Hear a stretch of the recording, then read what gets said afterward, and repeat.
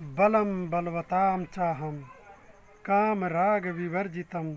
धर्माविरुद्धो भूतेषु कामोऽस्मि भरतर्षभ। हे भरत श्रेष्ठ, मैं बलवानों का आसक्ति और कामनाओं से रहित बल अर्थात सामर्थ्य हूँ और सब भूतों में धर्म के अनुकूल काम हूँ। यहाँ भगवान श्री कृष्ण अर्जुन को बता रहे हैं कि मैं बलवानों का आसक्त और कामना से रहित बल हूँ। कुछ न कुछ बल तो हर प्राणी मात्र के भीतर मौजूद होता है, जिससे लोग आसक्ति और कामना से घिरे रहते हैं, परंतु भगवान का बल तो आसक्ति और कामना से रहित लोगों के पास होता है, जिससे वे लोग जन कल्याण और परोपकार का कार्य करते हैं और उन्हीं लोगों के द्वारा संसार को नई दिशा प्रदान की जाती है और वही जन समूह का मार्गदर्शन करते हैं और समाज के अन्य लोग भी उन्हें अपना आदर्श मानते हैं, उनके पद चिन्ह पर चलते हैं और उनका अनुसरण करते हैं। कामना और आसक्ति रहित बल जितना प्रयोग में लाया जाता है वह उतना ही अधिक होता जाता है, क्योंकि उसमें परोपकार और निस्वार्थ की भावना होती है, जिसमें हर प्राणी जो मानव समाज का भला चाहता है अपने सहयोग के साथ उसके साथ हो लेता है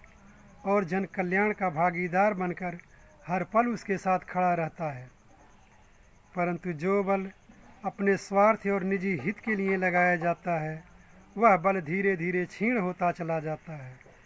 और लोगों का सहयोग भी नहीं मिल पाता, उल्टे उसे समाज में अपयश और अपमान ही मिलता है। तभी तो भगवान ने कहा है कि मैं कामना और आसक्ति से रहित बलवानों का बल हूँ, न कि स्वार्थी और कामी लोगों का, क्योंकि मैं तो धर्म के अनुसार चलने वाले लोगों के साथ हमेशा खड़ा रहता हूँ, उनकी हर इच्छा और कार्य को पूर्ण करने में उनकी सहायता करता हूँ, जिससे हर इंसान को धर्ममय कार्य करने की प्रेरणा मिलती रहे और वह अपने मानव जीवन का सार्थक बना सके।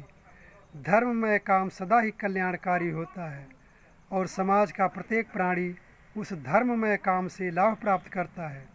समाज की सोच और रहन सहन को सही दिशा प्रदान करने में धर्मयुक्त काम ही सहायक होता है। धर्म को ध्यान में रखकर किया गया प्रत्येक कार्य कल्याणकारी सिद्ध होता है और धर्म विमुख काम तो न इस लोक में न उस लोक में, यानी जीते जी या मरने के बाद भी कल्याणकारी नहीं होता। सदा उसे अपयश और अपमान देखना पड़ता है। अगर हम अपना वर्तमान और अतीत